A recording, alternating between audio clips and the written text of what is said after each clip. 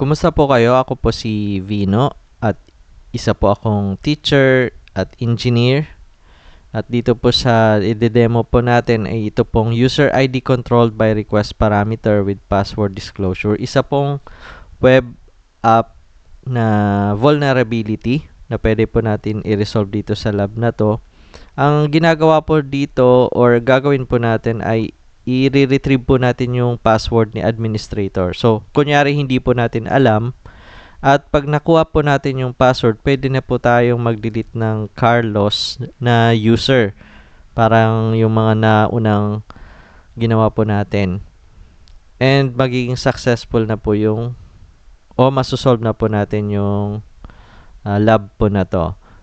Pero kunyari hindi pa po natin alam si administrator, ang gagamitin po nating credentials para makapasok muna sa site ay si Winer, username at Peter yung password.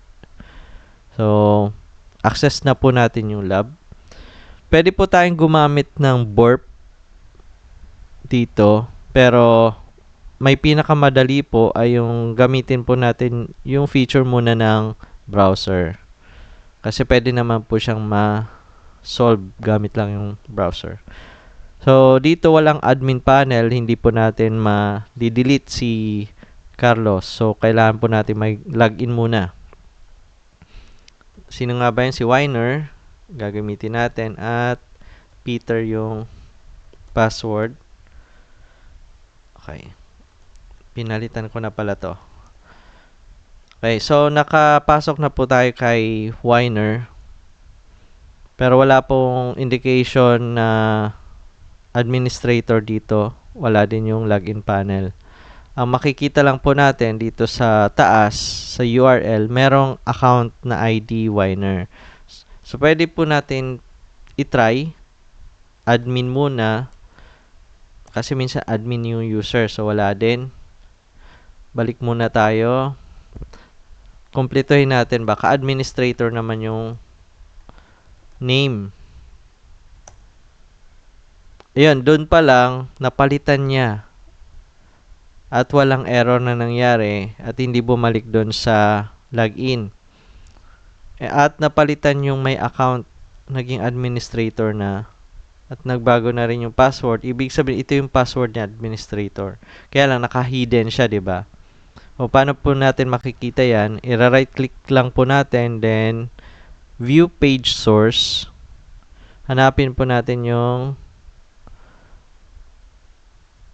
code ng password. Ayan.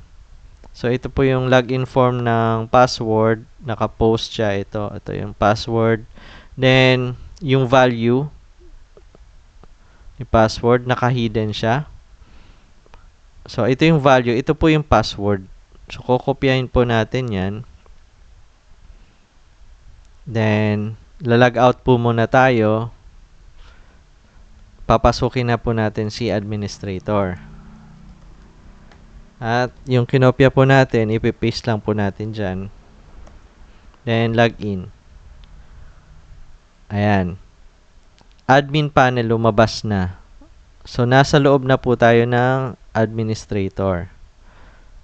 Then, pwede na po tayong mag-delete ng user. Ayan. Ganun lang po siya. Ang solution po dito, kailangan po hindi na papalitan yung URL ID dito. Kapag napapalitan yan, kailangan may verification pa rin dapat sa backend na hindi dapat ma-access yung administrator at mapalitan. So, yan. Ito po ay pang starter pa lang or beginner.